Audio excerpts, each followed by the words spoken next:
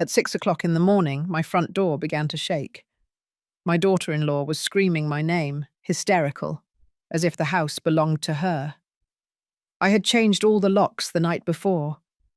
Minutes later, my son showed up with a sledgehammer in his hand. "I'm going to get in anyway," he yelled. But as he raised his arm to strike, a voice behind me simply said, "Hold on, I'll take care of it." The door opened, and what they saw on the other side left them pale. The pounding echoed like war drums. Each blow shook not only the wood of the entry, but something deep inside my chest. Tanya, my daughter-in-law, was shouting in that high-pitched voice I knew all too well. "Mary, open this damn door. What do you think you're doing? This house is as much mine as it is yours." I was on the other side, barefoot on the cold tile of my living room, my heart pounding so hard I could feel the pulse in my temples. My hands were trembling. Not from fear, from something worse. Rage, contained for 3 months. Rage that had silently fermented into something cold and calculated. I looked at the wall clock, the one my late Edward bought in Santa Fe 30 years ago. 6 o'clock, 7 minutes. Mr. Peterson, the lawyer, would arrive in 20 minutes. I just had to hold out. "Mum?" Now it was the voice of Robert, my son, my only son. "I know you're in there. Open up right now." I heard a different, metallic, heavy thud, and then his voice, but with a tone I had never heard before. "I'm getting in anyway, with a door or without a door." I peered through the peephole. Robert was holding a sledgehammer, one of those used in construction. His eyes were bloodshot. Tanya, next to him, had her arms crossed and a twisted smile on her lips, a smile of anticipated victory. My legs felt weak. Was this how everything was going to end? My son, the baby I nursed, the one I cared for when he had pneumonia at age 7, the one I helped pay for his first motorcycle. Was he going to knock down my door? Then, a deep voice resonated behind me. "Hold on, I'll take care of it." I turned my head. Mr. Peterson was standing in the hallway in his impeccable grey suit with a leather briefcase in his hand. He had arrived early, much earlier than agreed.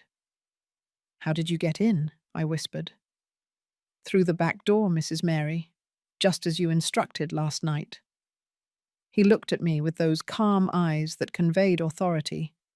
"Open the door for them. It's time for them to see what they've lost." My hand went to the deadbolt. I slid it open slowly. I turned the knob. The door opened, and the moment Robert and Tanya saw Mr. Peterson standing there, with his imposing presence and his steel gaze, the sledgehammer fell to the floor with a dull thud. They both turned pale, literally, as if they had seen a ghost, because they knew exactly who that man was, and they knew that their plan had just crumbled. But before I tell you how I came to change the locks on my own house to protect myself from my son, I need you to understand something. I wasn't always this woman. The Mary who opened that door with steady hands didn't exist 3 months ago. 3 months ago, I was someone else, a fool, a naive woman, a mother who believed that love could conquer everything. If you want to know how a 68-year-old woman went from being the perfect victim to slamming the door in her own family's face, subscribe to this channel. Because what comes next will change the way you see a mother's love forever. Mr. Peterson didn't smile. He didn't need to. His mere presence was enough to change all the energy of that threshold. He took a step forward, positioning himself right beside me, and spoke with that voice that had terrified 100 scammers in court. "Good morning, Robert. Tanya." He paused deliberately. "I regret to inform you that you no longer have the legal authority to enter this property without the express consent of the owner." Tanya was the first to react. Her face went from pallor to intense red in a matter of seconds. Who the hell do you think you are? We live here. We have a right. The lawyer opened his briefcase with exasperating calm. He took out a thick manila folder and extracted several documents. The sound of the paper was the only thing that could be heard, besides my son's ragged breathing. I am Arthur Peterson, attorney at law, notary public number 47 of New York City. And these, he lifted the papers, mean that as of 11:45 o'clock p.m., yesterday, March 15th, this property located at 328 Elm Street, Riverdale, was transferred to an irrevocable trust in the name of Mrs. Mary Elizabeth Sanders, widow of Cortez. Robert finally found his voice. It sounded broken, desperate. Mum, what did you do? I looked at him. I really looked at him. And in that moment, I saw the scared child who used to hide behind me when his father scolded him. But I also saw the man who, 2 weeks ago, had told his wife that I had lived long enough. What I should have done 3 months ago, Robert, I said, was protect myself. Tanya let out a hysterical laugh. Protect yourself. But we take care of you. We give you company. Without us, you'd be alone, dying in this huge house. Mr. Peterson interrupted her without raising his voice. Ma'am, I suggest you measure your words. Everything you say at this moment can and will be used against you if Mrs. Mary decides to proceed legally. Legally? Robert stepped forward. But I invested in this house. I paid for the roof repair. I put money toward the new cistern. That house is as much mine as it is hers. There it was. The lie they had been feeding for 3 months. The lie they had repeated so many times that I almost believed it. The lawyer smiled for the first time. It was a small, almost imperceptible smile, but it was there. Oh, really? Interesting. Because according to the bank records that Mrs. Mary provided me, the roof was repaired last August with $87,000 that she withdrew from her personal account. The cistern was installed in October, also paid for her, for an amount of $52,000. Would you like me to continue? Robert opened his mouth. He closed it. He opened it again. He looked like a fish out of water. Tanya changed tactics. She put her hands to her chest, and tears began to stream down her cheeks. Tears she had perfected over these 3 months. Mother-in-law, Mary, I don't understand. We are family. How can you do this to us, after everything we've shared? Something broke inside me. But it wasn't my heart. It was the last chain of guilt that tied me to this charade. Family? My voice came out stronger than I expected. You talk to me about family, Tanya? The same family that sold my late husband's China dinnerware for $8,000? The same family that conned me out of $120,000 by lying about an illness to pay for a nose job? Her face crumpled. The tears kept falling, but now they were tears of panic. I was sick. The doctors at the Monteverde Plastic Surgery Clinic, right? The lawyer pulled out another document. I have the receipt right here. Cosmetic rhinoplasty, $115,000, paid on January 18th, 3 days after you received the money from Mrs. Mary. Robert turned to his wife with an expression I had never seen on him. Confusion, anger, fear. Is that true? Tanya backed up a step. You knew that? Robert, don't make me look bad. I knew? My son's voice went up 3 octaves. I knew you stole from my mother? There was the crack, the first fissure in their perfect alliance. The lawyer seized the moment. You have 48 hours to completely vacate this property. You may take your personal belongings, clothes, electronic items that you can prove are yours, and nothing else. Any item belonging to Mrs. Mary that is removed without authorization but will be considered theft, and legal action will be taken." "You can't kick us out," Tanya screamed. "We have kids, Valerie and James. Where are we going to live?" For the first time in the conversation, the lawyer seemed genuinely annoyed. "Perhaps you should have thought of that before you planned to put those children's grandmother in a cheap nursing home, to sell her house and buy an apartment in Manhattan." The silence that followed was so dense it could be cut with a knife. Robert looked at me. His eyes were glazed over. "How did you know that?"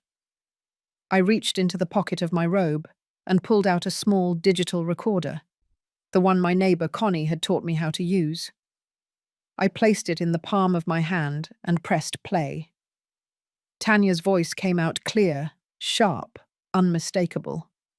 "It's almost done, my love. In a few more months, we'll convince her to sign the house over to you. She's old, alone, she needs us. Then we can put her in a cheap nursing home and sell this property.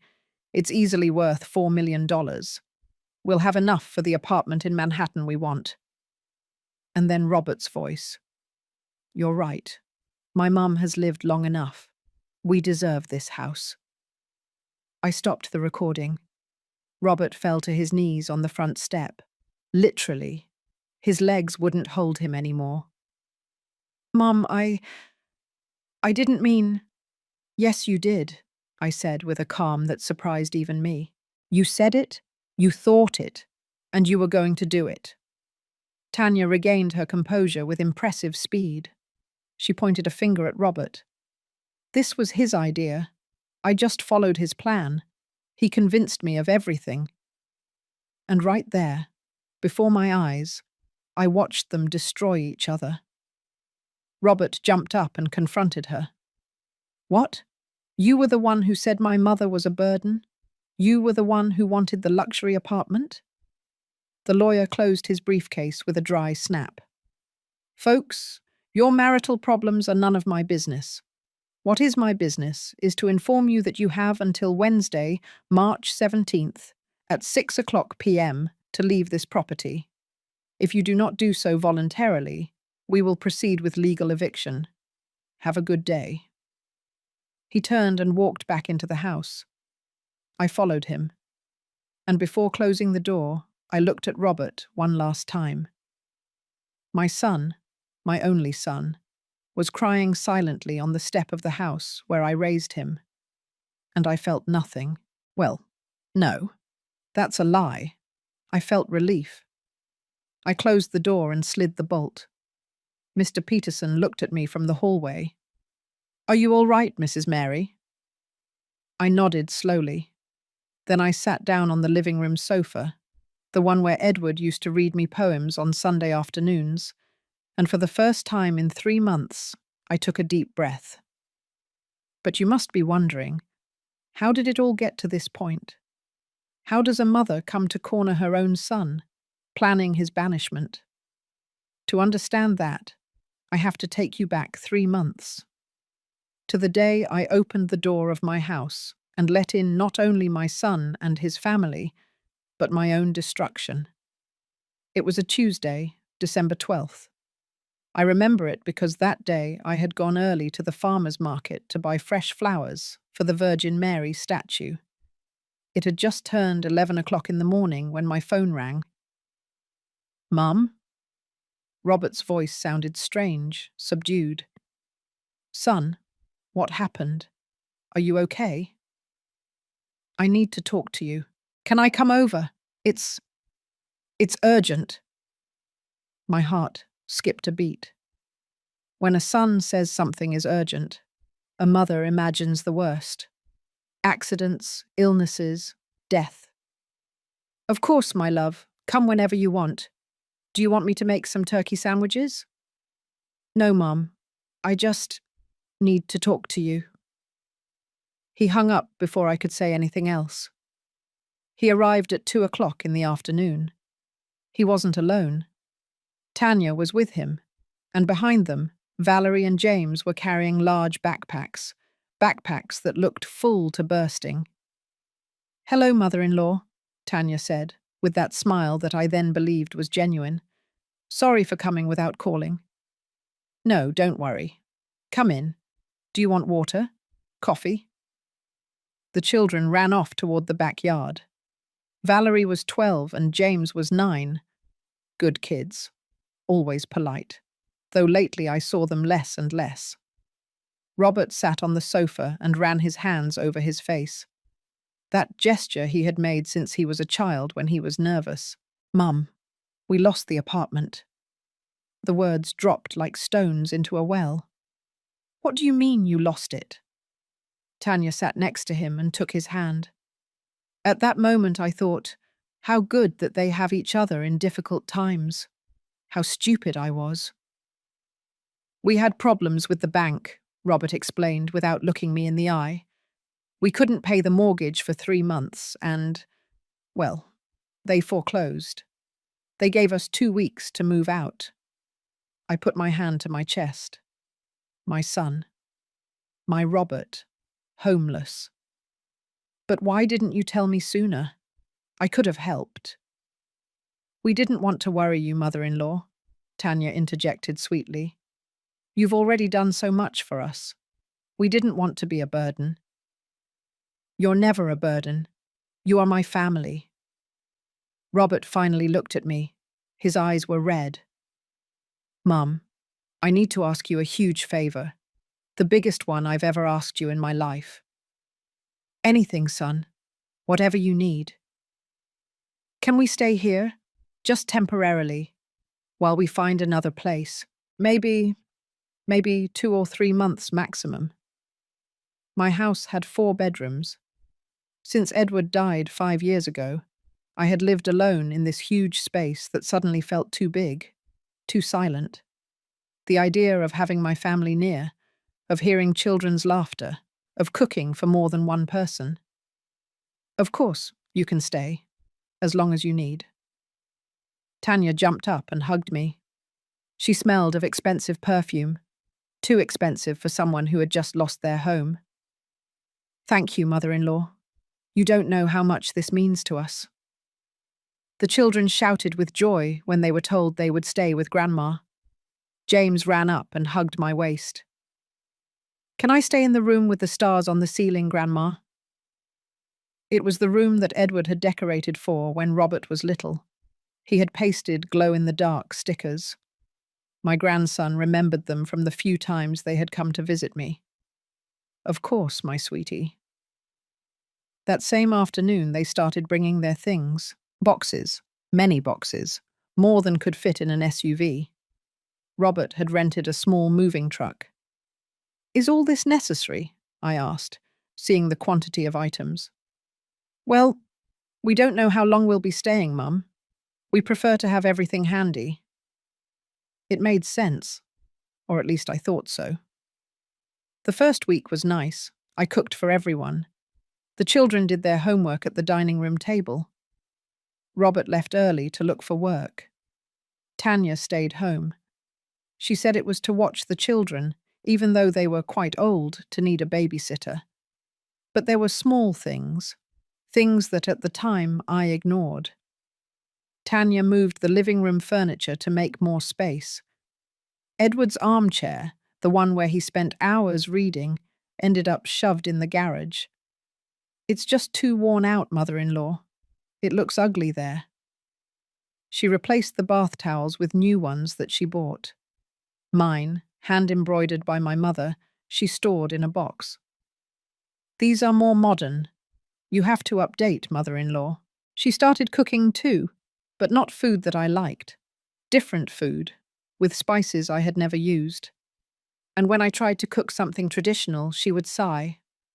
"Oh, mother-in-law, so much fat isn't good for anyone." One day, 2 weeks after they arrived, I went down for breakfast and found that the dining room curtains had disappeared. "Where are the curtains?" I asked. Tanya was making a smoothie in the blender.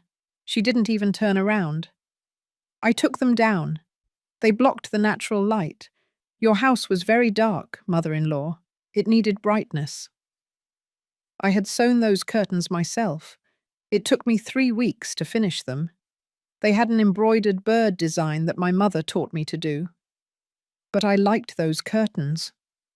They were very old, mother-in-law. It was time for a change. Robert came in at that moment and kissed Tanya on the cheek. "Good morning, Mum. Did you sleep well?" "Son, did you see that Tanya took down the dining room curtains?" "Oh, yeah. They look better like this, don't they? More illuminated." "But I made them. It took me a long time." Robert poured himself coffee with a distracted smile. "Mum, don't be so sentimental. They're just curtains. Tanya has good taste. You should trust her more."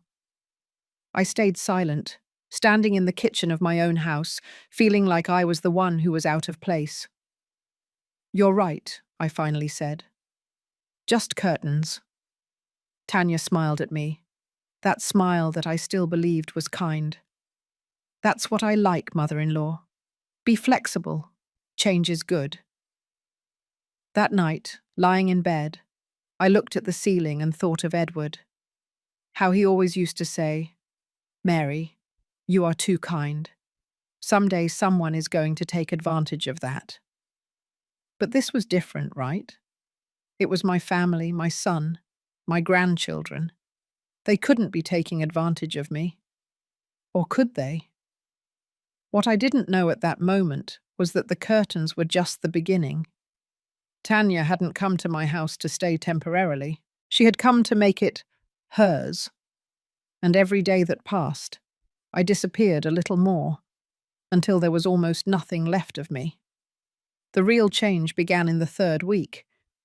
Tanya walked into my bedroom without knocking. I was folding laundry when I saw her standing in the doorway with that expression I was starting to know all too well. Determination disguised as concern. "Mother-in-law, we need to talk about this room." "My room? What's wrong with it?" She walked in and looked around, touching things.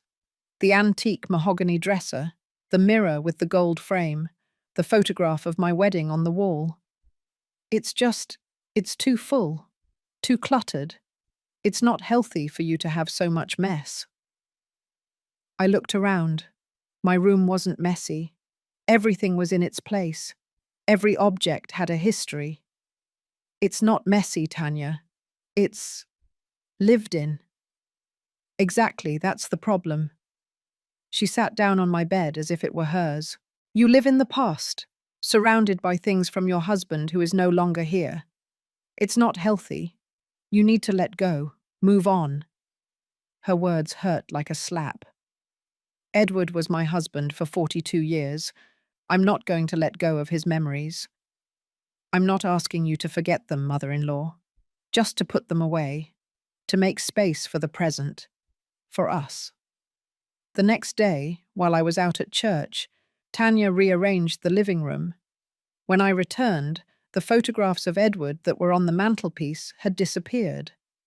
In their place were scented candles and an artificial plant. "Where are Edward's photos?"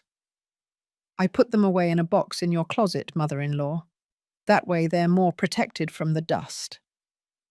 "I don't want them protected from the dust. I want to see them." Tanya sighed with that exaggerated patience used with small children. "Mother-in-law, you can't turn your house into a shrine. Your husband is resting in peace.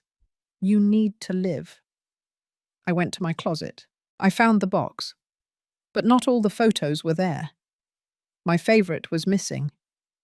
Edward and I in Hawaii on our honeymoon. He was carrying me in his arms while the waves wet our feet. "Tanya, a photo is missing." "Which one?" "The Hawaii one. The one with the silver frame." "Oh, that one. It fell and the glass broke. I threw it away." "You threw it away?" "The frame was tarnished anyway, mother-in-law. It was no longer any good." I felt something shatter inside my chest. Not the frame. Me. That night Robert came home late. I waited up for him. "Son, I need to talk to you." "Mum, I'm tired. Can it be tomorrow?" "No, it has to be now." He slumped onto the sofa with an annoyed sigh. All right. What's wrong?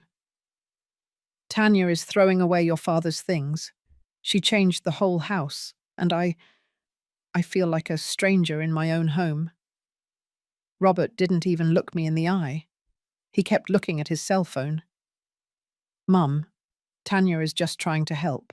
This house was very neglected, very old-fashioned. It's my house, Robert, and I liked it the way it was. Well, maybe you needed someone to show you that there are other ways to live. He finally looked up. Do you know what your problem is, Mum? You cling too much to the past. Dad died 5 years ago. It's time for you to move on. His words pierced me like knives. Does moving on mean forgetting your father? It means stopping living in a museum. He stood up. Tanya is trying to modernize things. You should be grateful that someone cares about you. And he went to sleep. I stayed seated in the darkness of the living room with Tanya's scented candles perfuming the air with a smell that wasn't my home's. And for the first time since they moved in, I cried. But the worst was yet to come. A week later, Tanya walked into the kitchen with a huge smile. Mother-in-law, I have wonderful news. I hired a deep cleaning company. They're coming tomorrow to leave everything spotless. Cleaning company? But I clean the house. Oh, mother-in-law, with all due respect, you clean the old way. We need a professional disinfection. Don't worry, I'll pay. The next day, 3 people arrived in uniforms with industrial cleaning products. Tanya directed them like a war general. Those pieces of furniture in the garage, take them to the trash. Those boxes over there too. And that old display cabinet, please take it out. Wait, I ran toward them. That cabinet belonged to my grandmother. You can't throw it away. It's full of moths, mother-in-law. It's a nest of bugs. I don't care. It's from my family. Tanya made a gesture of exasperation. All right, we'll leave it. But at least let them take out all that old stuff from the garage. I didn't pay attention to exactly what they took out of the garage. Fatal mistake. 2 days later, I looked for Edward's vinyl record collection. The jazz records he collected for 30 years. The ones we used to play on Sunday afternoons while he hugged me in the kitchen and sang in my ear. They weren't there. Tanya, where are Edward's records? The records? Oh, mother-in-law, the cleaners threw those away. They were scratched. Some of them couldn't even be played. They threw them away? Yes, but don't worry. Now there's Spotify.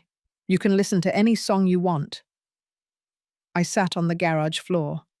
Right there, where Edward's armchair once was, where his records once were, his memories, our life, and I cried like I hadn't cried since his funeral.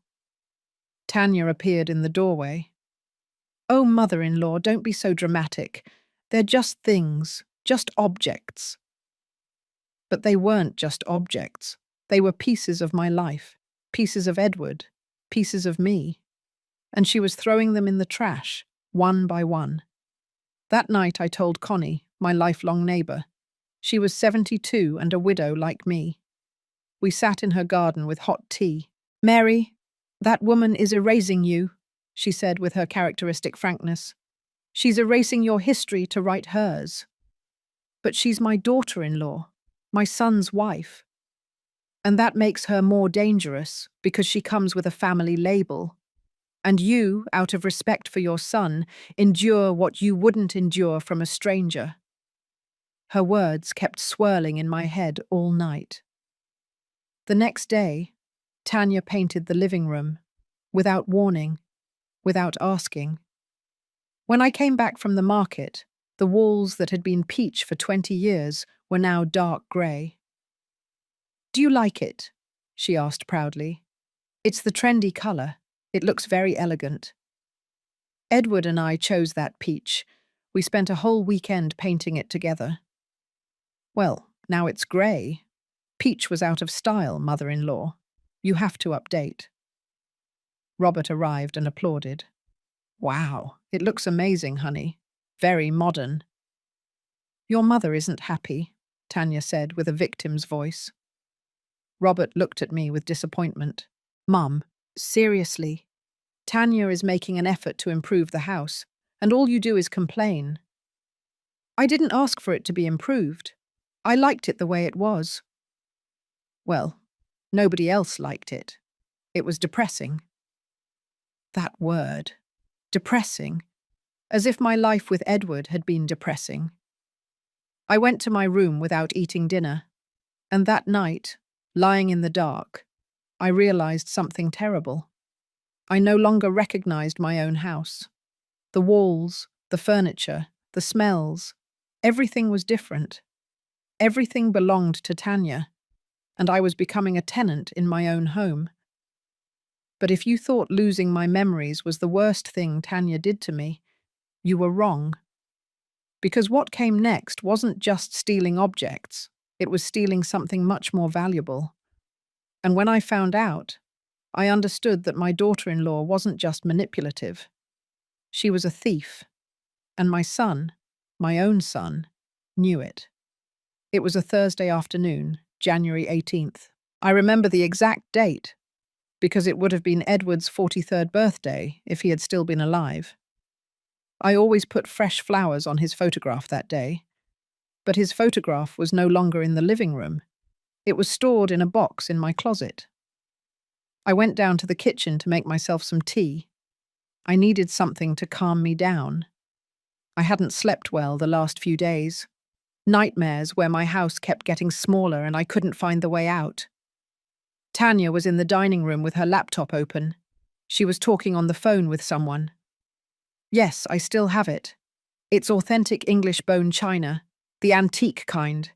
It has 24-carat gold details. A pause. No, it's not stolen. It's from my family. Another pause. $8,000 is too little. It's worth at least $15,000. I approached. On her laptop screen were photographs of my dinnerware, the china set Edward gave me for our 30th anniversary. He had bought it on a business trip to San Francisco. He had saved for months to pay for it. Each plate had hand-painted cherry blossoms. Each cup had a gold rim, the complete set. 12 soup plates, 12 dinner plates, 12 cups with their saucers. We never used it. It was too valuable. I kept it in the dining room cabinet just to admire it. Tanya, my voice came out shaky. What are you doing? She looked up with a calm smile. Too calm. Oh, mother-in-law, I'm selling the china set. Selling? My dinnerware? Well, technically it's in your house, but nobody uses it.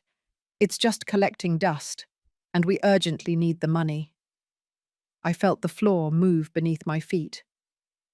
Edward gave me that set. It's not for sale. Mother-in-law, be reasonable. They're just dishes, and we're in a very difficult situation. Robert hasn't found work. The children need new school supplies. The rent for the storage unit where we keep our things is due next week, and we don't have the money to pay it. And for that, you're going to sell my things? They're not just your things, mother-in-law. We're family. What's yours is ours. That's how families work. My hands were trembling. My heart was pounding so hard I could feel the pulse in my ears. Cancel that sale. Now.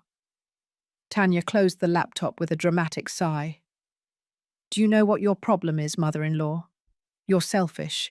We take you in, we take care of you, we give you company so you're not alone in this huge house, and you can't even help us when we need it most. What are you going to do with those dishes? Look at them until you die. Her words hit me like punches. It's not selfishness. It's my history. It's what Edward left me. Edward is dead, mother-in-law. The dead don't need dishes. The living need money to eat. Just then, Robert walked in. He was carrying a bag of donuts. What's going on? I can hear shouting from outside. Your mother doesn't want us to sell the china set, Tanya said, in the voice of a scolded child. She'd rather her grandchildren go hungry than part with some old dishes. Robert looked at me with that expression that broke my soul. Disappointment, tiredness, annoyance. Mom, seriously, you're going to make a scene over some dishes? They're not just dishes. They're the anniversary gift your father gave me. And I'm sure Dad would prefer his grandchildren to eat than to have dishes put away that nobody uses. He walked over to Tanya and put a hand on her shoulder. Sell the dinnerware, honey. My mum will understand. I won't understand. You have no right. Tanya stood up with tears in her eyes. Perfect tears that rolled right down the center of her cheeks without ruining her makeup. You know what, mother-in-law? You're right. We have no right to anything. We're just a burden to you. Robert, you heard your mother. We're not welcome here. We better pack our things and leave. What does it matter if the kids sleep in a shelter? At least mother-in-law's dishes will be safe. Honey, don't say that. Robert hugged her and looked at me sternly. Mum, see what you're doing. See how you're hurting her. I couldn't believe it. Somehow I was the villain in the story. Robert, that dinnerware means a lot to me. Well, to us, it means being able to eat, my son shouted. He had never yelled at me like that. But don't worry, Mum. We won't touch your precious dinnerware. We won't touch anything. In fact, we better leave so you can live alone with your memories and your things and without anyone bothering you. He started walking toward the stairs. Tanya followed him, sobbing. The children appeared in the hallway, looking scared. What's wrong, Dad? James asked in a small voice. Nothing, son. We're going to pack. Your grandmother wants us to leave. I didn't say that, I screamed, but nobody heard me. 2 hours passed.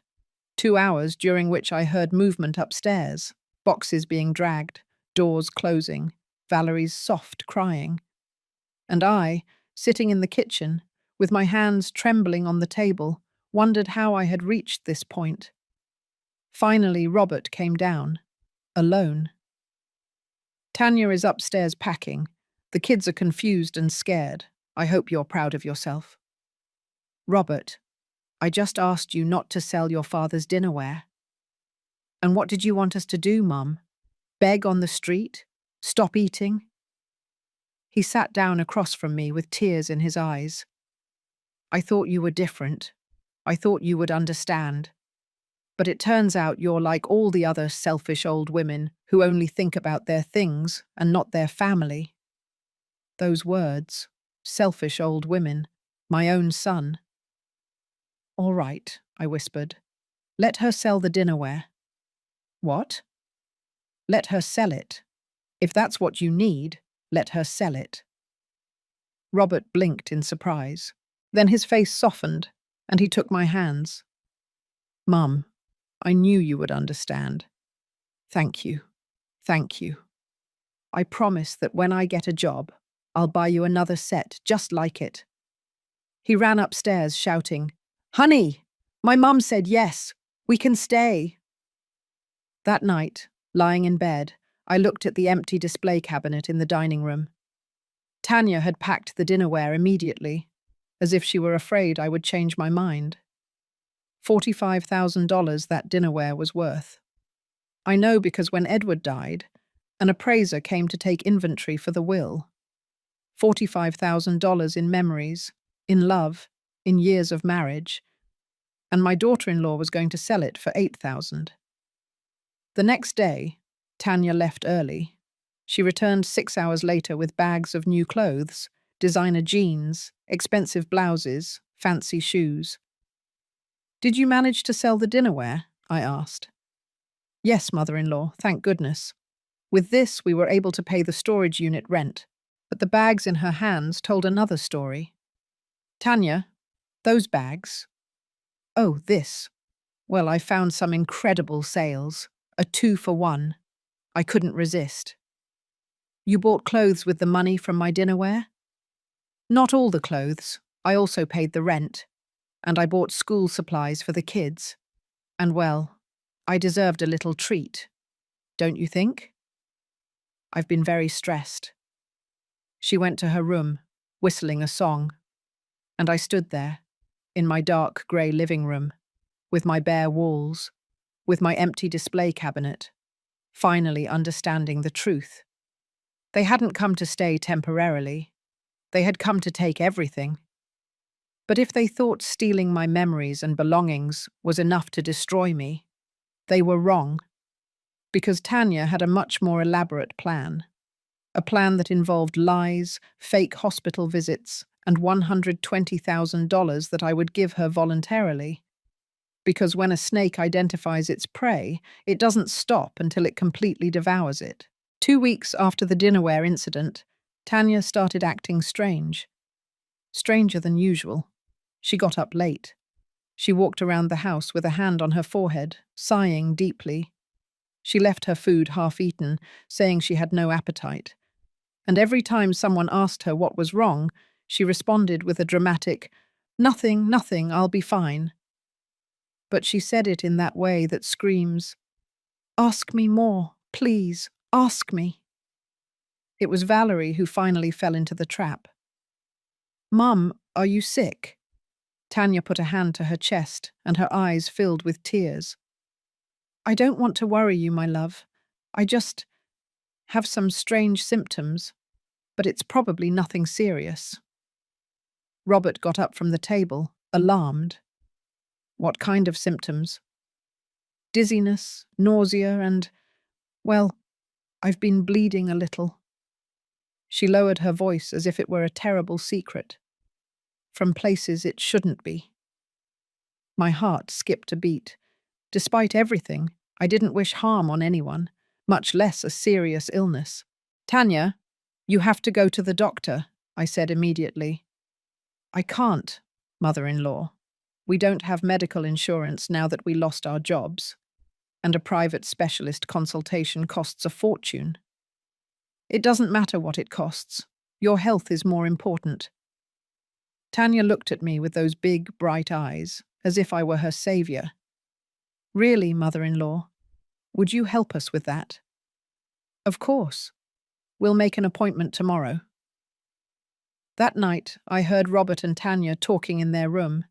Their voices came through the crack in the door. "I told you it would work," Tanya whispered. "Your mother has a chicken heart. You just need to scare her a little." I couldn't hear Robert's reply, but I didn't want to believe it either. I must have misunderstood. The next day, Tanya showed me the name of a clinic. St. Lucy's Specialized Medical Center. It sounded prestigious, expensive. "Dr. Melger is the best oncologist in the city," she said in a trembling voice, "but his consultations cost $3,500. "It's okay, I'll pay." I went with her to the appointment, but when we arrived, she asked me to wait outside. "Mother-in-law, it's just, these are very intimate tests. I'm embarrassed to have you there. Do you mind waiting in the waiting room?" "Of course not, honey, go ahead." I waited 2 hours. 2 hours looking at old magazines in a spotless waiting room with marble floors and expensive ornamental plants. When she came out, her eyes were red from crying so much. "What did the doctor say?" I asked, jumping up. "I need tests, many tests. MRI, CT scan, specialized blood work." Her voice broke. "And a biopsy. My God, they don't know yet. That's why they need the tests. But the doctor said the faster we do them, the better." She took my hands. "Mother-in-law, I know it's a lot to ask. I know we've already abused your generosity, but I'm scared. So scared." "How much do the tests cost?" $120,000. She said the figure as if it were a death sentence. "It's a lot of money. Too much. We have no way to pay for it. Maybe I can wait a few months until Robert finds a job." You can't wait if it's something serious. We're going to the bank right now. Tanya hugged me so tightly I could barely breathe. Thank you, mother-in-law. Thank you. You don't know what this means to me, to my children. We went to the bank that same afternoon. I sold 2 small pieces of land I had in rural Pennsylvania, land that Edward had bought, thinking about building a country house someday. Land that was worth more than $120,000. But I sold them quickly without haggling, because a human life is worth more than any property. I handed the money to Tanya in a manila envelope.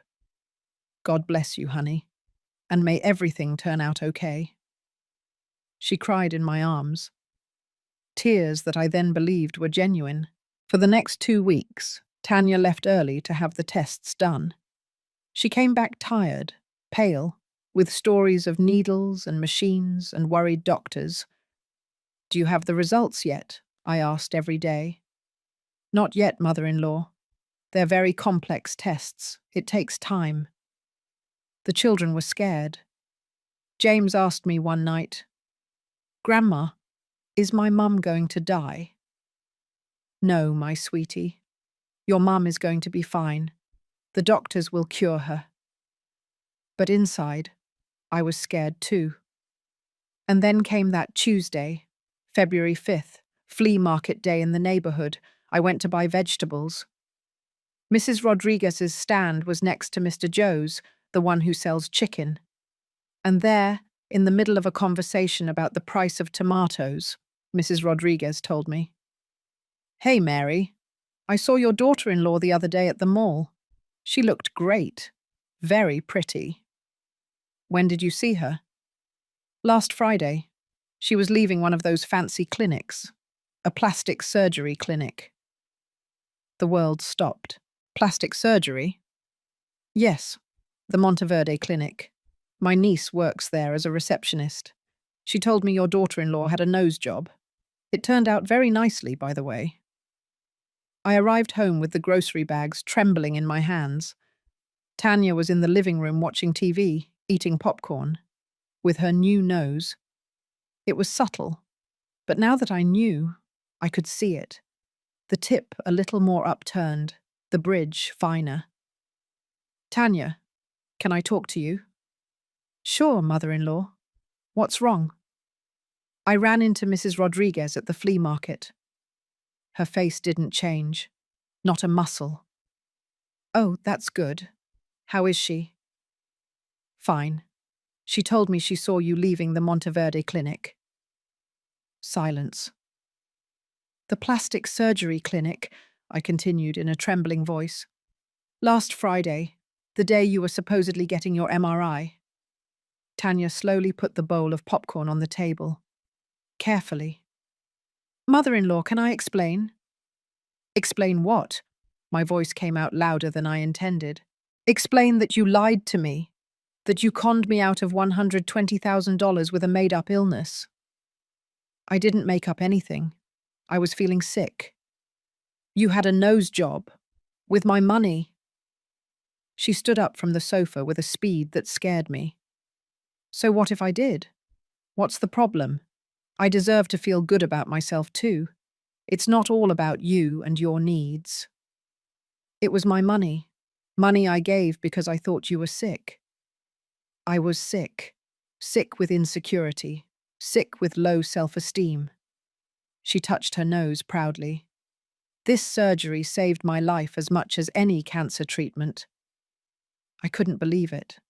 I couldn't believe the nerve. I want my money back. Tanya let out a laugh, a cold laugh that chilled my blood. Your money? Mother-in-law, you gave it to me. It was a gift. There are no returns.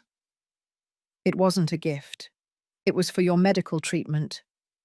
And I used it on a medical treatment. Reconstructive surgery, it's the same thing. Just then, Robert walked in. He was wearing a restaurant uniform. He had finally found a job as a waiter. What is going on here? I can hear shouting from the street. Your mother is harassing me, Tanya said with the voice of a perfect victim. She's complaining because I used the money she gave me on a surgery I needed. A surgery you needed? I turned to my son. Robert, she lied to me. She told me she had cancer. She conned me out of $120,000 to get a nose job. I expected my son to side with me, to be outraged, to confront her. But instead, he sighed tiredly.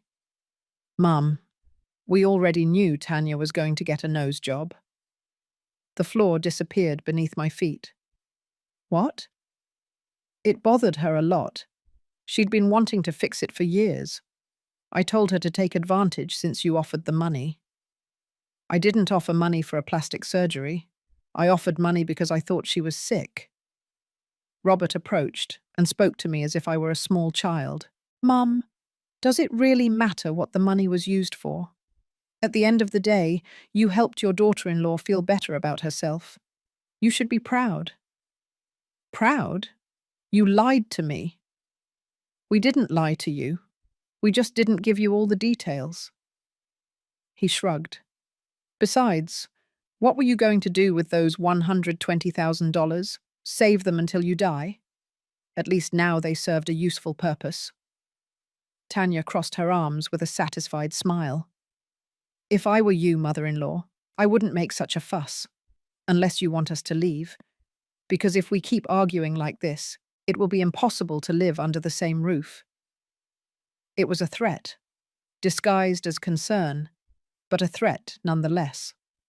And the worst part is that it worked, because the idea of being alone again, of returning to the silence of this empty house, terrified me more than losing money.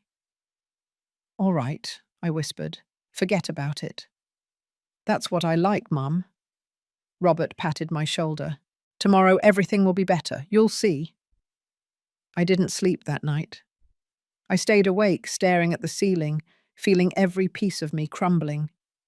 My dinnerware, my memories, my money, my dignity. What was left? And more importantly, how far would I go before I disappeared completely?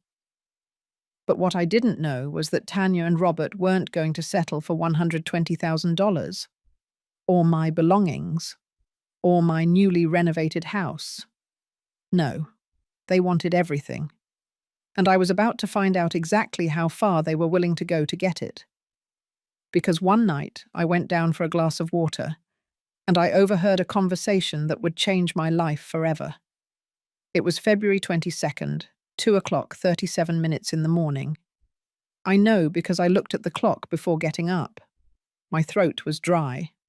That kind of dryness that wakes you up and won't let you go back to sleep until you drink water. I put on my robe and went down the stairs slowly. The wooden steps creak at night, and I didn't want to wake anyone. The house was dark, except for the moonlight coming through the hallway window. I was halfway to the kitchen when I heard voices. They were coming from the backyard, whispering voices. Robert and Tanya. Something in my instinct told me not to turn on the light, not to make a sound. I stood paralyzed next to the kitchen door that opens to the patio, hidden by the shadows. And if it doesn't work? It was Robert's voice. It sounded nervous. And if she refuses? She won't refuse. Tanya's voice was cold, calculating, nothing like the sweet tone she used with me. It's almost done, my love. We just need a few more months. A few more months of what? Of softening her up, of making her feel like she needs us, that she's old, that she can't manage alone anymore. I heard the sound of a cigarette lighting. Tanya smoked in secret. She thought I didn't know. In about 3 months maximum, she continued, we'll convince her to sign the house over to you. For her own security, you understand? We'll tell her that if something happens to her, if she falls, if she gets sick, it's going to be a huge legal problem, that it's better to have everything in order. My heart started pounding so hard I was afraid they would hear it. And if she suspects? Robert asked. She won't suspect. She's alone. She only has us. And besides, Tanya let out a giggle, We've already shown her who's in charge here. We threw away her things, changed her house, conned her out of money, and she didn't do anything. Absolutely nothing. She's weak, Robert, and the weak always lose. I felt my legs trembling. I leaned against the wall so I wouldn't fall. And then what? My son's voice sounded hesitant. After she signs? Afterward. Tanya exhaled the smoke. Afterward, we'll convince her that she'd be better off in a retirement home, a nursing home. There are some cheap ones around Dallas, like $4,000 a month. Nothing compared to what this property is worth. A nursing home? But Mum? Your mum has lived her life, Robert. She's had her time. She's had her happy marriage with your father. She's raised her son. And what about us? Are we going to live our whole lives cramped in small apartments, paying eternal rent, while she lives alone in this huge house? But she's my mother. And that's why we're not going to leave her on the street. We're going to pay for a nursing home. She'll be well cared for. She'll have food, a roof over her head, nurses. Her voice became harsher. Robert, this house is worth a minimum of $4 million. $4 million. Do you know what we can do with that money? There was silence. A long, heavy silence. We could buy the apartment in Manhattan we saw, Robert finally said. His voice no longer sounded hesitant. It sounded excited. The 3-bedroom one with a park view? Exactly. And we'll still have enough left over to start a business, or to invest, or for whatever we want. Tanya threw the cigarette butt and crushed it with her foot. Your mum doesn't need this space anymore. We do. We have children. We have a future. She only has the past. And if she says no? If she doesn't want to sign? Tanya laughed, a laugh that chilled me to the bone. She won't say no, because by May she'll be so worn down, so tired, so emotionally alone, that she'll sign anything just so we don't abandon her. Trust me. I know how these old women work. My grandmother was the same way. You just need to break their spirit little by little. And when they no longer have the strength to fight, they're yours. You're right. Robert's voice now sounded convinced. My mom has lived long enough. We deserve this house. Those words, my mom has lived long enough. We deserve this house. Coming out of my son's mouth. My only son, the baby I carried for 9 months, the child I nursed, the teenager I helped with homework until midnight, the young man I supported when no one else believed in him. My son, planning to steal everything from me and put me in a cheap nursing home. I felt something break inside my chest. But it wasn't my heart. It was something deeper. It was the last illusion that my family loved me. Let's go to sleep, Tanya said. Tomorrow I have to continue the perfect new wife act. It's hard work pretending I like her. They both laughed. Together. Accomplices. I heard their steps approaching the door. I moved quickly, going up the stairs as silently as I could. I reached my room just as I heard them enter the house. I got into bed. I closed my eyes. But I didn't sleep. I wouldn't sleep peacefully again for a long time. Because in that conversation, in those horrible minutes, hidden in the dark, the naive Mary died. And another was born. A Mary who understood that a mother's love wasn't enough. That kindness could be a fatal weakness. That my own son was capable of betraying me in the worst possible way. I got out of bed and sat on the edge. My hands were shaking, but my mind was strangely clear. I looked at Edward's photograph on my dresser, the only one I had left. What do I do, honey? I whispered. What would you do if you were here? And then I remembered something. Something Edward told me a week before he died. We were at the hospital. He already knew he wasn't going to leave there. Mary, When I'm gone, people will come who will want to take advantage of you, of your kindness, of your loneliness. And I need you to promise me something. Don't let them turn you into a victim. Fight. Even if it's your own blood attacking you, fight. At the time, I didn't understand why he was telling me that. I thought it was the morphine talking. But now I understood. Edward knew. He knew our son better than I wanted to admit. I got up and went to my closet. At the back, behind the boxes where Tanya had stored my things, there was a small safe. I opened it with the combination only I knew. Inside were the house documents, the deeds, the will papers, everything. And there was also a business card. Arthur Peterson, attorney at law, notary public, Edward's best friend, the lawyer who helped us with all our legal matters for 30 years. I grabbed the card and held it between my fingers. It was 3:00, 15 minutes in the morning. But it didn't matter, because at that moment, I made a decision. I wasn't going to be a victim. I wasn't going to end up in a cheap nursing home while my son and his wife enjoyed my house. I wasn't going to let them erase me. I was going to fight.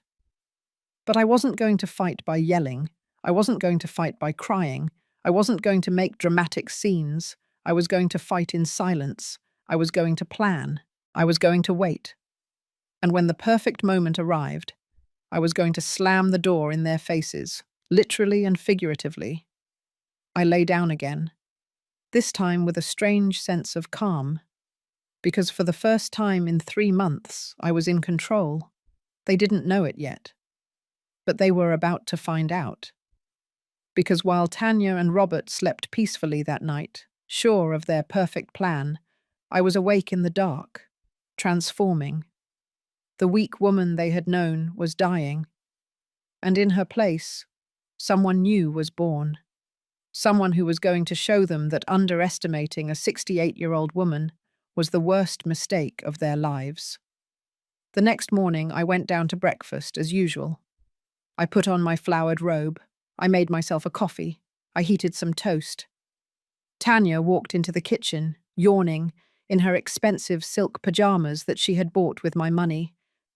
"Good morning, mother-in-law. Did you sleep well?" I looked at her, really looked at her, and for the first time, I saw what she was. A predator. A woman who had studied my every move, my every weakness, and turned them into weapons. But she didn't know that I could learn too. "Very well, honey. And you?" Like a rock, she poured herself coffee. "Listen, mother-in-law, I was thinking, how about we start looking at options for senior living facilities? Not to move out now, of course, just to have options, in case you ever need them." There it was, starting to plant the seed. 2 days ago, I would have panicked. I would have asked why. I would have cried. But the Mary of yesterday died in the darkness at 2:37 a.m. "You know what, Tanya? You're right. At my age, you never know. It would be good to be prepared." Her face lit up with surprise and satisfaction. "Really, that's great that you're taking it maturely, mother-in-law. Most people your age resist these topics." "Well, I'm not most people," I smiled, a small smile. "You have to be practical."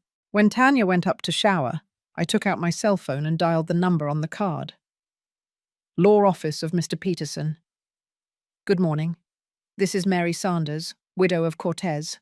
I need to schedule an urgent appointment with the attorney, but it has to be at his office, not my house. And please, make it today if possible." "One moment, ma'am." Pause. "The attorney can see you at 4:00 this afternoon." "Perfect. I'll be there." I hung up just as Robert walked into the kitchen. "Good morning, ma'am. Who were you talking to?" "To the doctor's office. They reminded me that I have an appointment for my routine checkup." I lied, so naturally that I surprised myself. "Oh, that's good. Do you want me to go with you?" No, son. I know you have to work. I can go alone. At 3 o'clock in the afternoon, I left the house. I took an Uber to Mr. Peterson's office in the Upper East Side. The secretary showed me in immediately. The attorney stood up from his desk when he saw me. He was 70 years old, with completely white hair and those eyes that had seen everything. Mrs. Mary, he gave me a sincere hug. It's been a while. Edward would be happy to know you finally looked me up. He finally pointed to a chair and sat down across from me. Edward asked me to look out for you when he was gone. He made me promise that if you ever needed legal help, I would be there. 5 years have passed, and this is the first time you've called me. He paused. So tell me, what is going on? And I told him everything. Absolutely everything. The changes in the house, the sold dinnerware, the $120,000 for the fake surgery. And finally, the conversation I overheard on the patio. The attorney took notes. His face showed no surprise, only a professional sadness. Do you have proof of the conversation? No, I didn't record it, but I know what I heard. I understand. He put down his pen. Mrs. Mary, what your son and daughter-in-law are planning has a name: aggravated financial elder abuse. It is a crime, but we need concrete evidence. How do I get that evidence? He leaned back in his chair. You need a recording, a conversation where their plan is clear, and you need to document everything. The objects they have sold without your permission, the money they conned you out of, everything. I have bank receipts for the $120,000 and photos of the dinnerware before they sold it. Excellent. That's a start. Now, about the house. He took out a folder and started explaining legal options to me. Trusts, living wills, deeds with legal locks. What I recommend is creating an irrevocable trust. The house remains in your name under legal protection. You can live there as long as you want. And you can designate beneficiaries who only receive the property under specific conditions that you establish. Like what? Such as the beneficiaries can only receive the house when they reach a certain age, or that they can never sell it, or that if you are admitted to a nursing home without your consent, the trust is voided and the house passes to someone else. A spark of hope ignited in my chest. And my son couldn't do anything? Absolutely nothing. Once the trust is established, not even a judge can modify it without your explicit consent. How long does it take? If you authorize me, I can have the documents ready in a week, but I need you to bring me the original deeds. I have them at home, in a safe. Perfect. And one more thing, Mrs. Mary. He leaned forward. I need you to act normal. Don't raise any suspicion. Keep being the same Mary they know, because if they suspect you're planning something, they'll accelerate their plan. And that complicates things for us. I nodded. Can I do it? I know you can. Edward always told me you were much stronger than you looked. You just never had to prove it. I left the office with a folder full of documents and, for the first time in months, with something I had forgotten existed. Hope. But I also left with a mission. I needed that recording. That night, while we ate dinner, I acted perfectly normal. I smiled. I served the food. I asked about everyone's day. Tanya looked at me with approval. You look happy today, mother-in-law. Did something good happen? Only that the doctor said I'm in great health for my age. I still have years ahead of me.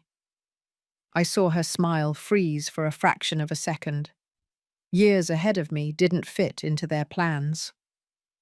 That's great, mother-in-law, that's great. The next day, I went to visit Connie, my neighbour.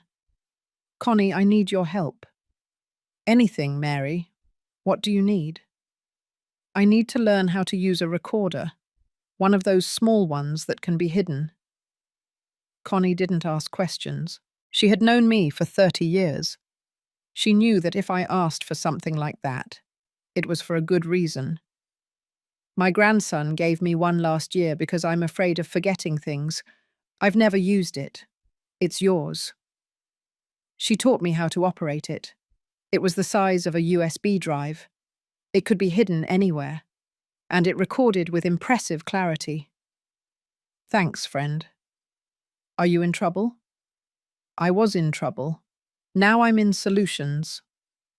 During the following week, I went to the lawyer's office 3 more times. I brought the deeds, signed documents, and established the trust. And every night, I left the recorder on in different places in the house. In the living room, in the dining room, on the patio. I recorded conversations between Robert and Tanya talking about speeding up the process, about putting more pressure on the old lady, about how much longer they were going to tolerate living there. And finally, one night, I recorded pure gold. They were in their room. They thought I was already asleep. The recorder was hidden behind a plant pot in the hallway, right outside their door. Tanya said in a clear, audible voice, "It's almost done, my love. In a few more months, we'll convince her to sign the house over to you. This old woman, alone, she needs us. Then we can put her in a cheap nursing home and sell this property. It's easily worth $4 million. We'll have enough for the apartment in Manhattan we want." And Robert replied, "You're right. My mum has lived long enough. We deserve this house." It was almost identical to the conversation I had overheard weeks earlier, but now I had it recorded, with the date, with the time, with their unmistakable voices. The next day, I took the recording to Mr. Peterson. He listened to it completely, twice. Then he nodded. "This is enough, more than enough." "What's next?" "Now we wait. Your trust is ready. The documents are registered. Legally, your house is protected. But I want us to have a moment of maximum impact. A moment where they show their true nature in front of witnesses." "How?" "Provoke them. Do something that forces them to show their true colors. And when they do, I'll be there." I thought about it for 2 days. What could I do that would force them to reveal their plan? And then it occurred to me. On March 14th, during dinner, I casually said, "Robert, Tanya, I've been thinking. You're right. At my age, maintaining this house is a lot of work. Maybe I should consider moving to a retirement home, and you could keep the property." Tanya's eyes lit up like Christmas trees. "Really, mother-in-law? Are you serious?" "Completely. In fact, I saw some very nice residences. There's one in Queens that looks lovely." Robert took my hand. "Mum, that's a very mature decision on your part. I'm proud of you. I just need you to help me with the paperwork. We have to transfer the deed to the house. Mr. Peterson can help us. Should we call him?" "Yes," Tanya practically screamed with excitement. "Call him tomorrow." "In fact, I already spoke with him. He can come on Monday, March 15th, at 10 o'clock in the morning." "Perfect," Robert said. "We'll be here." That night, I heard their celebrations from my room. Champagne, laughter, plans. And I, in my bed, smiled in the dark. Because they thought they had won. They didn't know that the real game was just beginning. Monday, March 15th, dawned sunny. Tanya got up early. She dressed up as if she were going to a wedding. Robert put on a suit. They were both electric with excitement. But what they didn't know was that I had changed the locks on Sunday night, and that Mr. Peterson wasn't coming to transfer the house to them. He was coming to show them that they had messed with the wrong person. On Sunday night, March 14th, after everyone had fallen asleep, I did something I never thought I would do. I called an emergency locksmith. "Can you come now?" I asked in a low voice from my room. Mom, it's 11 o'clock at night. I'll pay you triple, but it has to be now, and it has to be quiet. He arrived at 11 o'clock 30 minutes, a man in his 40s with his toolbox. I explained the situation to him in whispers. I need you to change all the locks in the house. The front door, the back door, the garage door, all of them. Doesn't your family have keys? That's exactly why I'm changing them. He looked at me with those eyes that had seen everything and nodded. I understand, Mom. It's not the first time I've been called for something like this. He worked for 2 hours. The sound of his tools was minimal, but every noise put my heart in my throat. I was afraid Robert or Tanya would wake up, but they didn't. At 1 o'clock 30 minutes in the morning, the locksmith finished. He handed me 4 sets of new keys. Done, ma'am. These are the only keys that exist. The old ones are no longer any good. I paid him $4,500 in cash, money I had withdrawn from the bank during the week without anyone knowing. Thank you, and please, if anyone asks you, I wasn't here. He winked at me. Take care, Mom, and whatever you're planning, I wish you luck.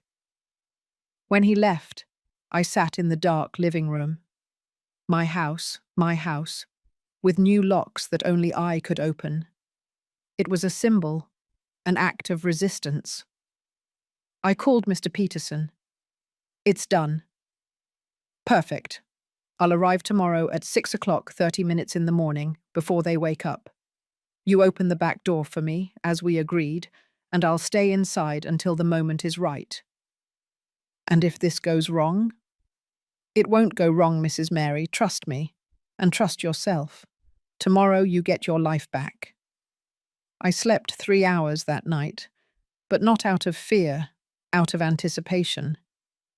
The morning arrived. Robert and Tanya got up early, excited. Tanya put on a wine-coloured dress, heels, perfect makeup. She looked like she was going to sign a multi-million-dollar contract, which, in her mind, she was. Good morning, mother-in-law. She hugged me with a fake enthusiasm that I could now see with total clarity. What an important day. I'm so happy you're making this decision. It's best for everyone. Yes, honey. Best for everyone. Robert came down in his grey suit, the same one he wore for weddings and important events. Mum, did you eat breakfast yet? Do you want me to make something special? No, son. I already ate something light. Nerves, you know. It's normal to be nervous, but you'll see, everything will go well. He took my hands. You're going to be in a nice place, with people your age, with 24-hour medical care. And we'll visit you often. I promise. Lies. All lies. But now I could identify them as if they had a shining label on them. I know, my love. I trust you. At 9 o'clock in the morning, Tanya started getting anxious. What time did he say he was arriving? The attorney? At 10 o'clock. Ah, there's still time. She sat down. She got up. She walked toward the window. She checked her cell phone. I'm so nervous. Nervous about what? I asked with perfect innocence. Well, about the whole process. It's a big step for you, mother-in-law. At 9 o'clock 30 minutes, the doorbell rang. Tanya practically jumped off the sofa. He's early, that's great. I'll open it. But when she got to the door and turned the knob, it didn't open. Mother-in-law, the door is locked. Oh yes, I locked it last night. I'm coming now. I approached slowly. I looked through the peephole. It wasn't Mr. Peterson. It was a neighbour selling cookies. It's not him. It's Mrs. Sherrill. Aren't you going to open it? No, I already ate breakfast. Thank you. Tanya looked at me strangely, but didn't say anything. At exactly 10 o'clock, the doorbell rang again. This time it was the attorney. but he was accompanied by a younger man with a briefcase, and Robert and Tanya were already running toward the door from inside. "Mother-in-law, open up! They're here!" But I didn't move. "Mother-in-law, what are you doing? Open it!" In a moment, they're ringing the doorbell. Robert came closer and tried to open it. He turned the knob. Nothing. He tried with his key. It didn't work. "Mum, my key doesn't work." "Oh, that's right. I forgot to tell you. I changed the locks last night." Absolute silence. "What?" Tanya looked at me with wide eyes. "Why would you change the locks?" "For security. At my age, you never know." The doorbell kept ringing, now insistently. "Mother-in-law, open the damn door," Tanya screamed. "Don't talk to me like that, Tanya." "Open the door." Robert tried to calm down. "Mum, please, the attorney is outside. We're going to sign the papers. Remember?" "Yes, I remember perfectly." And then I didn't open the door. I let them ring and ring and ring. 5 minutes. 10 minutes. Tanya started losing her composure. "What are you doing? Are you crazy?" Robert dialed his cell phone, probably trying to call the attorney to apologize.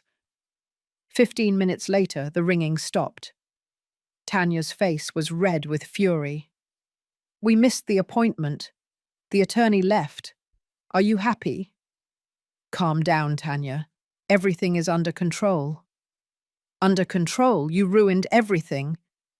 "I didn't ruin anything. In fact," I looked at my watch, "everything is going according to plan." "What plan?" Robert looked at me, confused. Just then I heard the back door open. Steps I knew. Dress shoes on the kitchen tile. Robert and Tanya turned around, and there was Mr. Peterson entering from the hallway in his impeccable suit and his leather briefcase. "Good morning, everyone. Pardon the delay." Robert and Tanya's faces were a sight to behold. Confusion, shock, incipient fear. "How? How did you get in?" Tanya stammered. "Through the back door. Mrs. Mary gave me access a few minutes ago." Robert looked at me. "Mum, what is going on?" "Sit down," I said with a calm I didn't know I had. "It's time for us to talk. For real. No lies." "No lies?" Tanya let out a nervous laugh. "We haven't lied to you, mother-in-law." "Oh no?" I pulled my small recorder out of my sweater pocket. "Then explain this to me." I pressed play. Tanya's voice filled the room. "It's almost done, my love. In a few more months, we'll convince her to sign the house over to you. She's old, alone, she needs us. Then we can put her in a cheap nursing home and sell this property. It's easily worth $4 million. Tanya's face went white as a sheet. And then Robert's voice. "You're right. My mum has lived long enough. We deserve this house."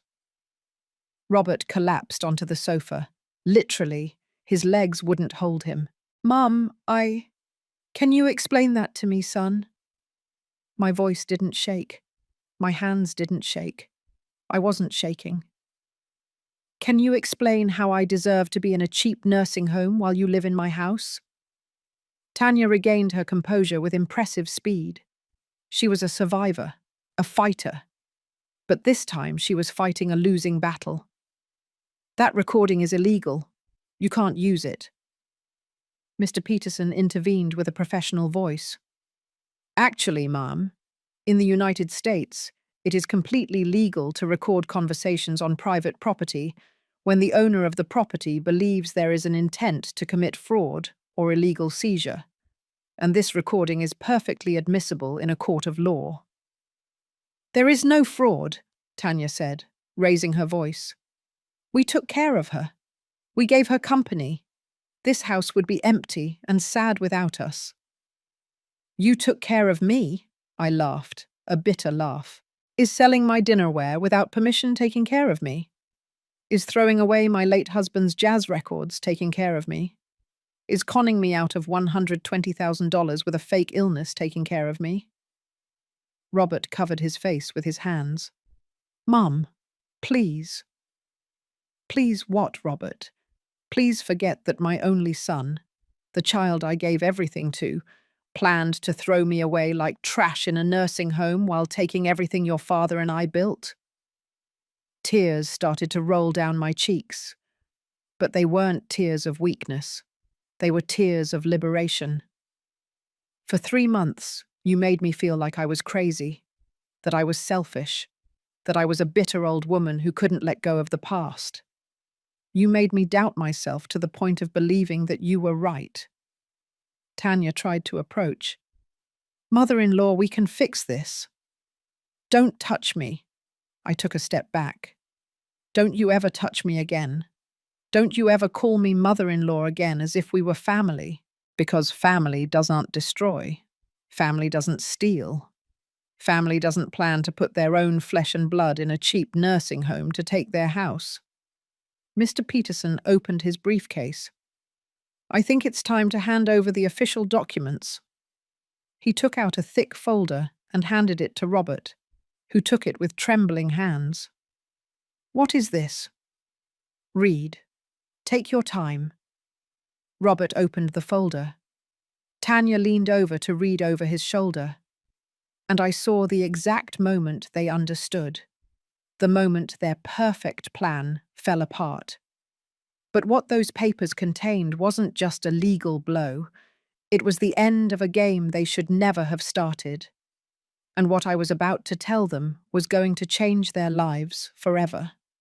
Robert read the first page, then the second. His eyes moved faster and faster with mounting panic. Tanya snatched the papers from his hands. This can't be. This can't be real. It is completely real, Mr. Peterson said, with that professional calm he had perfected in 40 years of practice. Certified by a notary public, registered with the county recorder's office on March 10th of this year. Completely legal and irrevocable. Irrevocable? Tanya looked up. What does irrevocable mean? It means it can't be changed, I replied. It means this house is no longer freely in my name. It is protected in a trust that I control. And you can't touch it. Robert let the papers fall to the floor. His face had turned from white to green. Mum, what did you do? What I should have done from the beginning. Protect myself. From you. The attorney continued in a firm voice. The property located at 328 Elm Street, Riverdale, is under an irrevocable trust in the name of Mrs. Mary Elizabeth Sanders, widow of Cortez. She maintains a life estate, meaning she can live here until her death. The beneficiaries of the trust are her grandchildren, Valerie and James, who will receive the property when they turn 25, with the express condition that they can never sell it. It must remain in the family. That's unfair, Tanya screamed. Robert is your son. He should inherit. Robert lost that right when he planned to steal from me. We weren't going to steal from you. We were going to take care of you in a retirement home. I took another paper from my pocket. I had printed it the night before.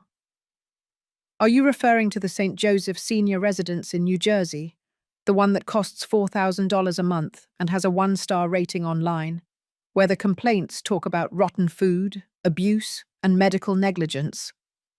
Tanya opened her mouth. She closed it. She had no answer. I researched, Tanya. I researched everything. I know exactly what kind of place you planned to send me to while you lived in Beverly Hills or Manhattan. Robert finally found his voice. It sounded broken, desperate. Mum, please. We're family. We can fix this. I was just scared. About the money, about the future. Tanya pressured me and Now you're blaming your wife, I interrupted him. Very brave of you, Robert. Very brave. Tanya exploded. This was his idea. He was the one who said we deserved the house. He was the one who researched the cheap nursing homes. I just followed his plan. And there it was, the mutual betrayal, destroying each other right before my eyes. I don't care whose idea it was, I said with a coldness that surprised even me. You both planned it. You both lied to me. You both stole from me. You are both equally guilty. Mr. Peterson pulled out more documents. Now, let's move on to the matter of financial restitution. Mrs. Tanya, you obtained $120,000 under false pretenses, specifically by lying about a serious illness. That constitutes fraud. Mrs. Mary has two options.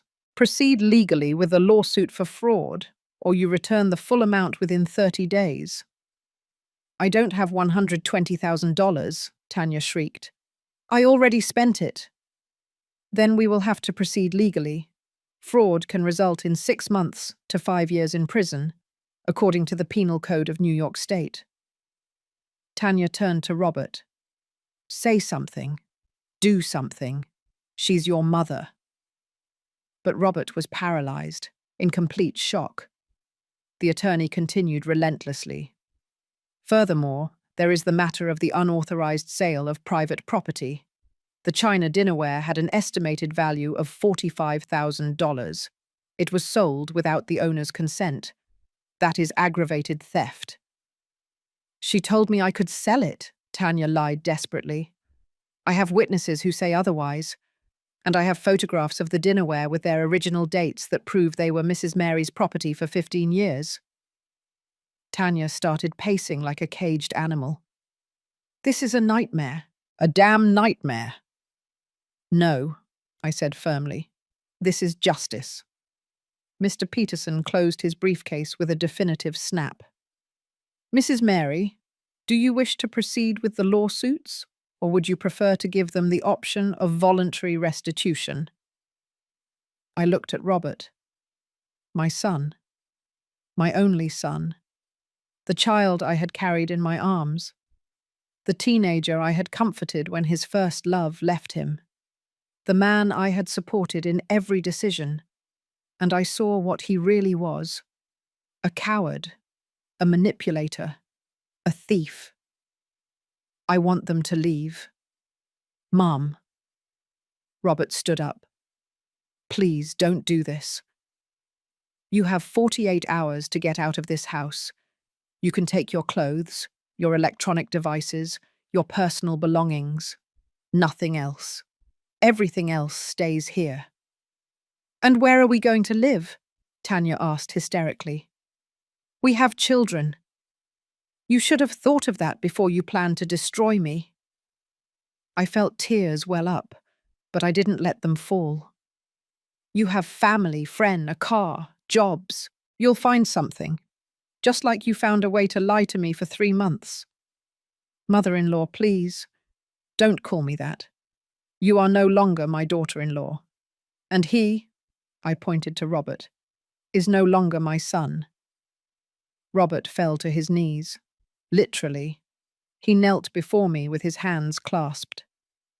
Mum, forgive me. Please. It was a mistake. A terrible mistake. I was desperate. Tanya pressured me and I didn't think. I didn't see the consequences. But I love you. You are my mother. You always will be. If you loved me, Robert, you wouldn't have planned to put me in a nursing home as if I were trash.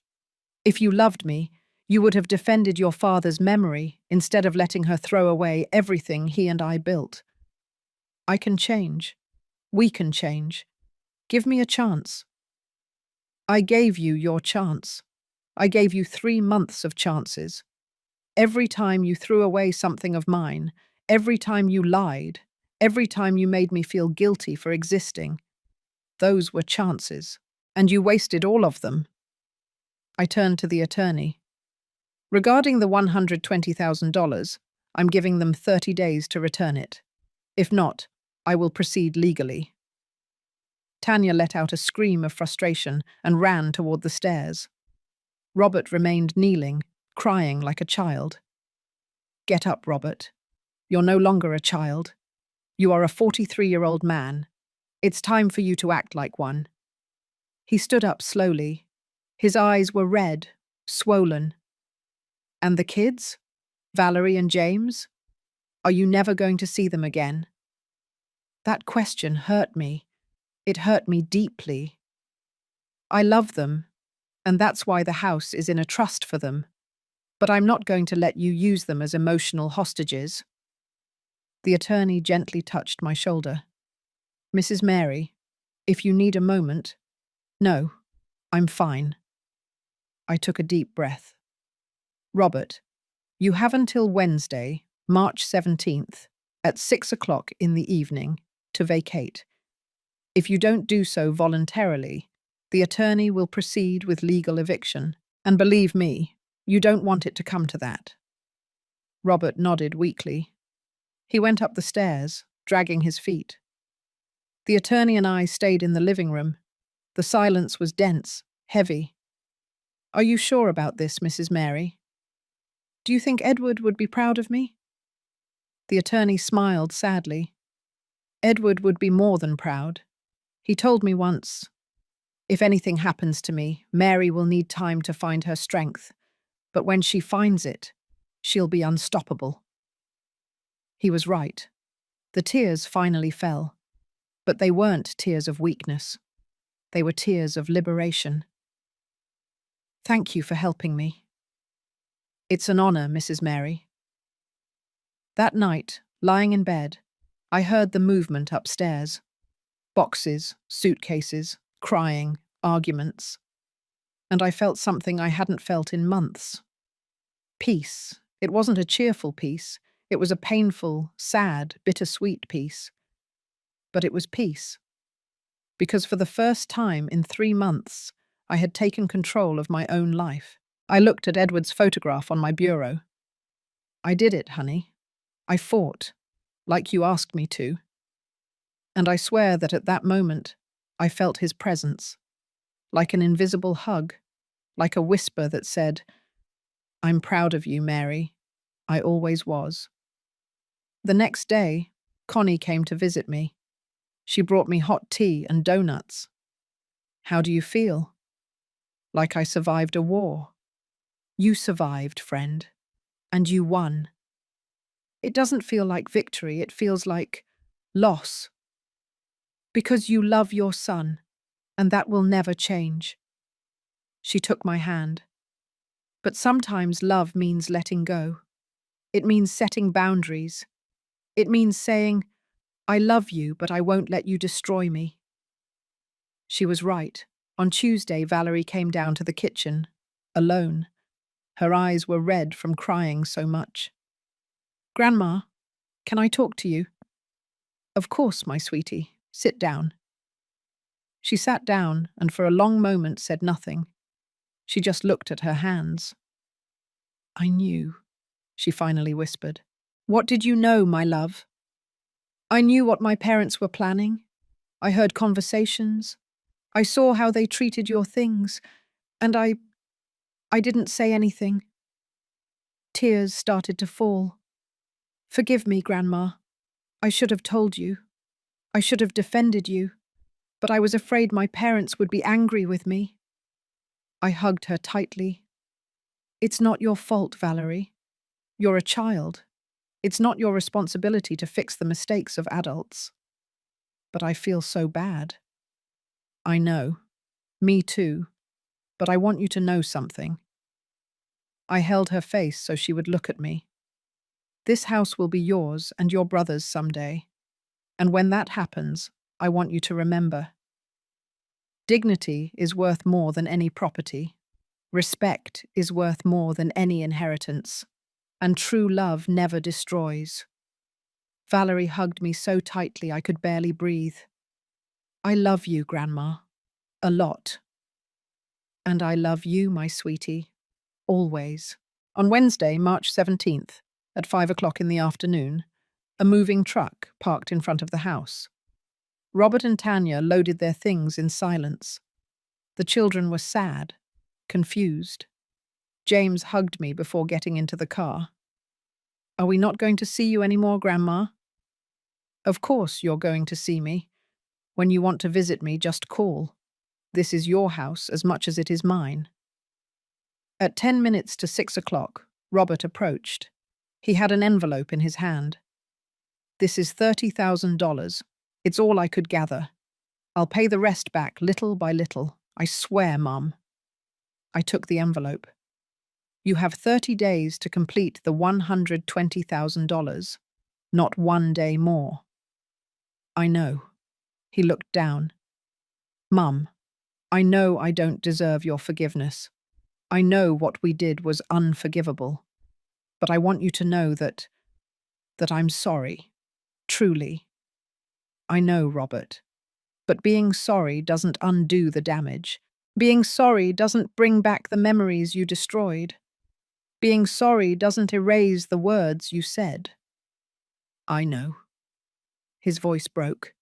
Someday will you be able to forgive me?"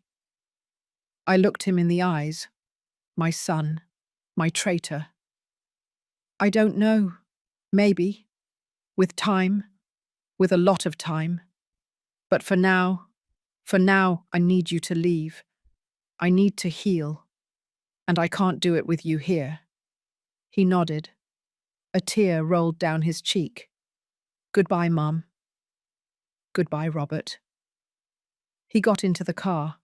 Tanya didn't even look at me. He drove off with a squeal of tires. And they were gone. I stood at the entrance of my house, watching the car disappear around the corner. Connie appeared next to me. "Are you okay?" "No, but I will be." That night, I ate dinner alone in my dining room. But it wasn't a sad dinner. I made myself green chicken enchiladas, the way my mother taught me. I put on music, Edward's jazz. The songs I had downloaded on my cell phone because Tanya had thrown away the originals. And as I ate, I looked at my house. The walls were still grey, but I could paint them again. The curtains were still missing, but I could sew new ones. The memories had been destroyed, but I could create others. Because that's what strong women do. We don't give up. We don't break. We rebuild ourselves. Epilogue. 3 months later. It was June. The cherry blossom trees on my street were in bloom, filling the air with that purple colour Edward loved so much. I had repainted the walls. Peach again. I had sewn new curtains with embroidered flowers. I had put photographs of Edward all over the house. And something else. I had started to live. I took painting classes at the Community Cultural Centre. I met other women my age. Women with similar stories. Women who had also survived family betrayals. We became friends. We supported each other. We reminded each other that we were more than mothers, more than wives, more than caregivers. We were ourselves. One June afternoon, my cell phone rang. Unknown number. "Hello? Grandma?" It was Valerie. "My sweetie, how are you?" "Good. Well, not so good. Mum and Dad got divorced." My heart stopped. "What?" "Mum left.